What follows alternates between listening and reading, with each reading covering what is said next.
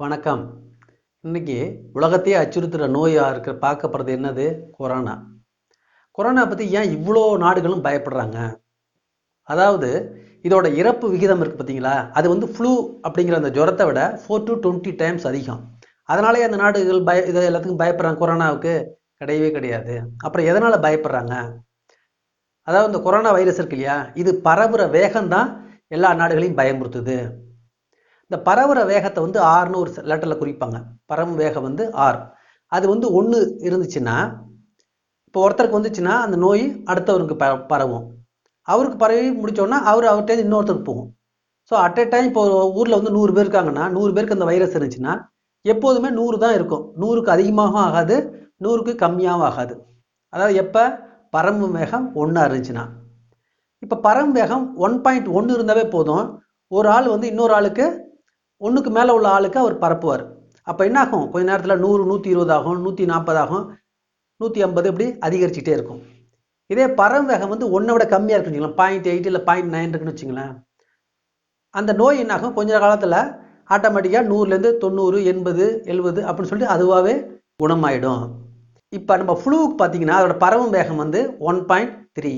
அப்போ அது என்ன ஆகும்? ஒரு ஆளுக்கு மேலே பரவிக்கிட்டே இருக்கும், அது அதிகமாகிட்டே போகும். இதே நீங்கள் கொரோனா பார்த்தீங்கன்னா இது 2 to 2.5. 2 to 2.5னா ஒரு ஆளுக்கு வந்துச்சுன்னா கிட்டத்தட்ட ஒரு 3 பேருக்கு அவர் பரப்புவார். அந்த 3 பேர் வந்து அடுத்த இன்னொரு 3 பேருக்கு பரப்புவாங்க. அப்படின்னா இது வந்து அப்படியே எக்ஸ்பொனன்ஷியலாக இன்க்ரீஸ் ஆகும். அப்போ இது என்ன ஆகும்? 1 2 ஆகும், 2 4 ஆகும், 4 8 16 32 அப்படியே மல்டிப்ளை ஆகிட்டே போகும். இதுதான் வந்து முக்கியமான காரணம். உலக நாடுகள் எல்லாமே இந்த கொரோனா வைரஸை பார்த்து பயப்படுறது இதுதான் காரணம். ரெண்டாவது மிக முக்கியமான காரணம் இன்குபேஷன் பீரியட். அப்படின்னா என்ன அர்த்தம் அப்படின்னா, ஒருத்தரை வந்து அந்த கொரோனா வைரஸ் தாக்கி அவர் தாக்கிடுச்சு அப்படின்னு அவருக்கு ஒரு சிம்டம்ஸ் வரும் பார்த்தீங்களா? அந்த சிம்டம்ஸ் வர்றதுக்கு 14 நாள் ஆகும். ஸோ இந்த 14 நாளுங்கிறது வந்து எந்த வைரஸுக்குமே இதே மாதிரி இன்குபேஷன் பீரியட் கிடையாது. கொரோனா வைரஸ்க்கு மட்டும்தான் இருக்குது. சிம்டம் வர்றதுக்கு 14 நாள் ஆகும். அந்த 14 நாளுக்குள்ள அவர் வந்து என்ன பண்ணுவார்? பரப்பிக்கிட்டே இருப்பார். அப்போ அது எவ்வளோ டேஞ்சர்னு பாருங்க. இதே ஃப்ளூலாம் பார்த்தீங்கன்னா இது வந்து 4 நாள் தான் அவரோட இன்குபேஷன் பீரியட். ஒருத்தர் தாக்குனுச்சுன்னா அவருக்கு 4 நாளுக்குள்ளே தெரிஞ்சிடும்.